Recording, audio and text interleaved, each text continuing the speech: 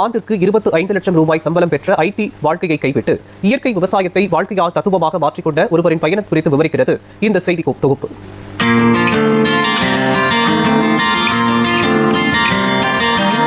தஞ்சாவூர் மாவட்டம் பாபநாசம் அருகே உள்ள நாகலூர் கிராமத்தில் விவசாயம் ஒரு தொழில் அல்ல, அது ஒரு வாழ்வியல் முறை என்ற தத்துவத்தை வாழ்க்கையில் நடைமுறையாக மாற்றிக் காட்டி வருகிறார் ஆர். உதயகுமார்.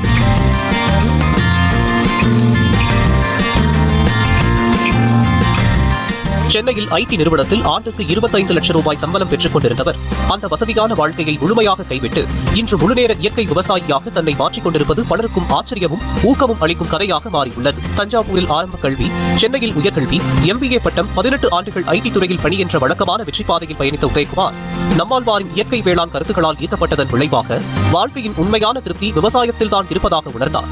நீண்ட ஆலோசனைக்கு பிறகு தனது மனைவி இளமதி மற்றும் குடும்பத்தினரின் ஆதரவுடன் கிராமத்திற்கு திரும்பும் துணிச்சலான முடிவை எடுத்தார்.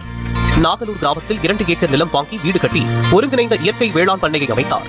தொடக்கத்தில் பலரும் சந்தேகத்துடன் பார்த்த இந்த முயற்சி இன்று முன்மாதிரி பண்ணையாக அடையாளம் பெற்றுள்ளது.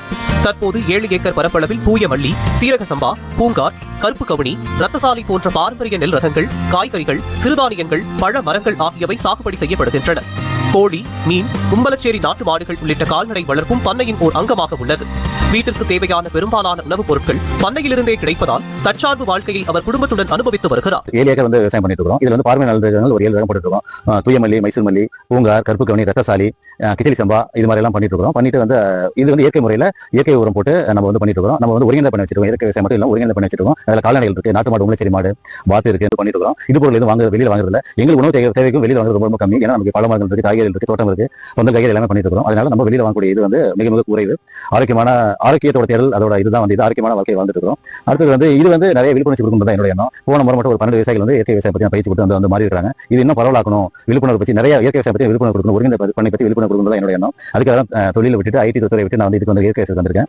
அரசு இதுக்கு நிறைய உதவிகள் செய்யறாங்க. இது நல்ல வகையில் பயன்படுத்தி எல்லாமே இயற்கை விவசாயம் வாழணும், நஞ்சில்லாத வாழணுன்றது என்னுடைய எண்ணம். அடுத்த தலைமுறைக்கு இதை கொண்டு போகணும். என்னோட குழந்தைகள், என் குடும்பம் எல்லாமே இதுல சப்போர்ட் பண்றாங்க. இது எல்லாரும் ஒரு ஊருக்கு ஒருத்தவங்க 2 பேராவது பண்ணணும். இது எல்லாமே மாறணுன்றது என்னுடைய எண்ணம். அதுதான் என்னோட குறிக்கோள். இயற்கை உரங்கள், பூச்சி விரட்டிகள் அனைத்தையும் அவரே தயாரித்து பயன்படுத்துவது, விதைகளையும் அவரே பாதுகாத்து உற்பத்தி செய்வது இந்த பண்ணையின் சிறப்பம்சமாக உள்ளது.